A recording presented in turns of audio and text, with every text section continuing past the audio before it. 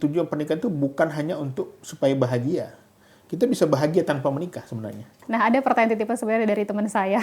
Dia bilang, saya merasa kalau melihat kasus perceraian yang semakin tinggi, terus saya merasa diri saya ini, ya saya belum siap untuk masuk ke ranah pernikahan. Saya ingin masih kenali diri saya sendiri. Itu apakah sesuatu hal yang salah itu, Bang? Iya, saya kira memang hak setiap orang ya untuk menentukan kapan dia menikah ya. Tetapi kita harus kembali apapun alasan kita kembali kepada tujuan pernikahan itu. Bahwa tujuan pernikahan itu bukan hanya untuk supaya bahagia. Kita bisa bahagia tanpa menikah sebenarnya. Tetapi pertanyaannya, apakah dengan kita tidak menikah itu sudah menunaikan kewajiban tugas kita sebagai manusia yang punya tanggung jawab reproduksi, yang punya tanggung jawab sosial, moral, khususnya dalam agama dan keluarga. Jadi saya melihat ini karena banyak faktor. Saya meneliti bertanya orang-orang yang beranggapan tentang child free ya, nggak mau punya anak ya.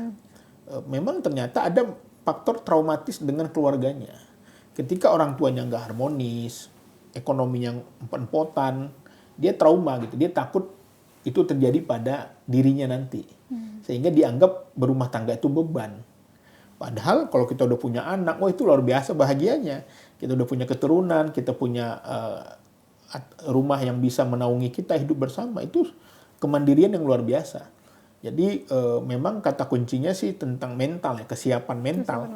Termasuk spiritualnya. Karena orang yang belajar agama, ya pasti dia tidak hanya berpikiran materialistis ya, tentang harta, uang dan harta, tetapi juga bicara tentang moral sebagai manusia. Terus kadang ketika mereka akhirnya memilih bercerai, anak tadi ngomongin soal anak-anak ada salah satu bagaimana mereka bareng-bareng akhirnya demi anak. Betul. Itu sesuatu hal yang apa ya, kalau Abang lihat dari konselor pernikahan, orang bertahan demi anak itu gimana? Ya memang ini masalah budaya kita juga. Banyak memang saya dapati, banyak orang bertahan karena anak tadi.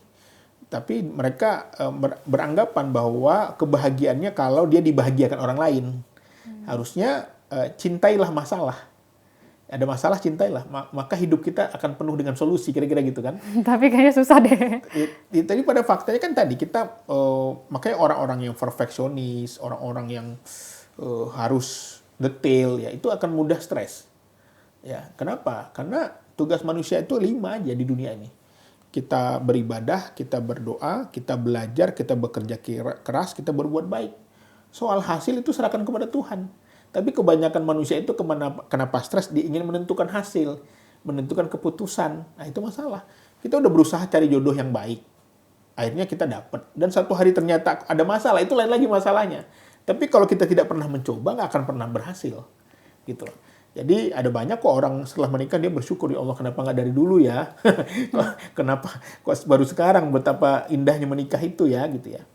Jadi lagi-lagi ini banyak faktor. Banyak faktor.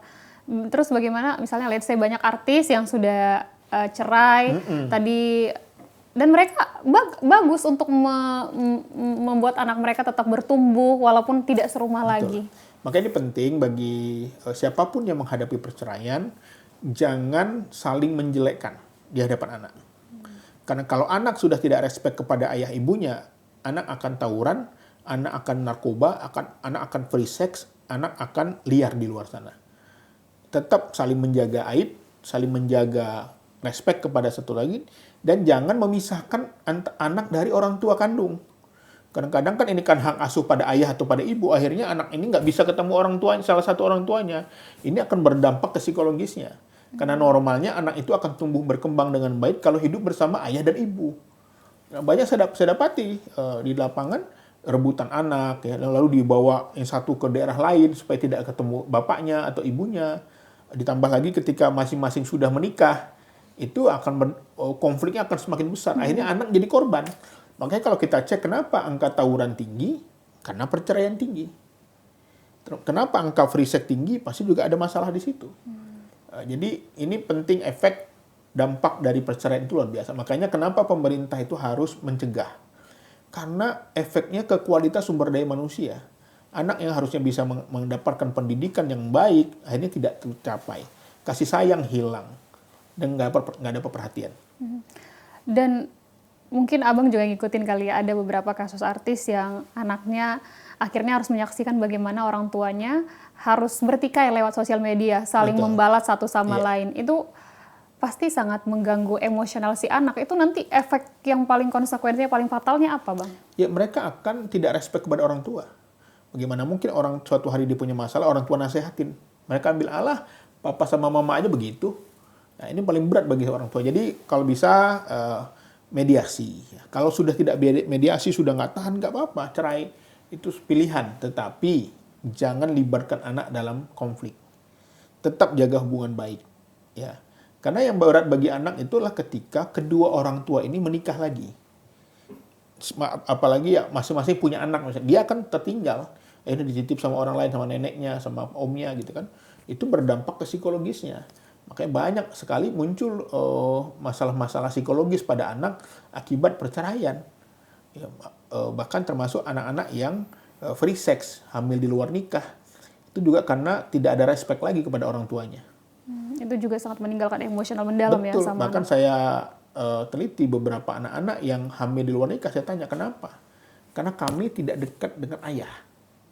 Kami tidak mendapatkan kasih sayang ayah. Sehingga ada laki-laki yang membujuknya, merayu, dia langsung bucin banget, menyerahkan segalanya. Itu salah satu efek dari figur ayah kepada anak perempuannya. Dan yang fatalnya mungkin kita lihat setelah orang, saya tidak tahu ya, tapi abang mungkin bisa meluruskan.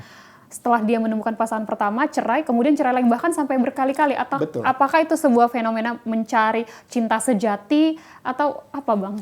Ya saya kira lagi-lagi banyak penyebab, tetapi memang kesehatan fisik dan mental itu satu kesatuan. Makanya kita terkadang melihat masalah itu selalu dari masalah orang lain.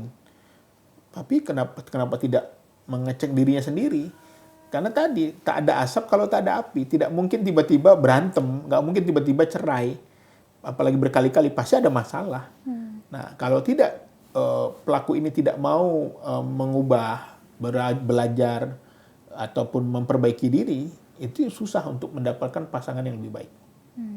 Seperti itu. Berarti bisa dibilang kalau ya percaya apa ya, ketika kita sudah punya hubungan dengan seseorang, perceraian ini bisa saja terjadi karena beberapa hal ya. Salah satunya tadi ekonomi, orang ketiga selingkuh gitu. Tapi tanda-tanda kita mengenali hal-hal itu seperti apa? Ya, jadi memang kalau dalam perkara normal, misalnya ekonominya bagus, hubungan baik, tapi ujian. Nah, ini dia ujian kehidupan. Makanya saya kalau ditanya, ada masalah, Pak Iqbal, masalah keluarga ada berapa? Ada 1999, saking banyaknya. Yang pertama apa, Pak? Ekonomi. Yang kedua, Pak, ekonomi. Yang ketiga, ekonomi. Ekonomi yang pertama adalah ketika nggak punya uang. Ini pasti error. Pasti rumah tangganya, kapalnya oleng. Yang kedua, ada gajinya 10 juta, tapi cicilannya 9.900.000. Gaya hidup. Ya. Nah, karena gaya hidup yang nggak sesuai dengan pendapatannya. Besar pasak dan lebih daripada tiang. Cicilannya banyak, karena pengen terlihat keren. Akhirnya dia berpura-pura mapan. Akhirnya menyiksa diri. Dan ekonomi yang ketiga, ketika sukses. Banyak orang ketika puncak karir tergelincir, jatuh. Kenapa? Karena tidak siap untuk berada di atas. Nah, ini banyak orang bercerai juga gara-gara tadi. Di saat di puncak karir, di situ pula dia selingkuh. Di situ pula dia tergelincir.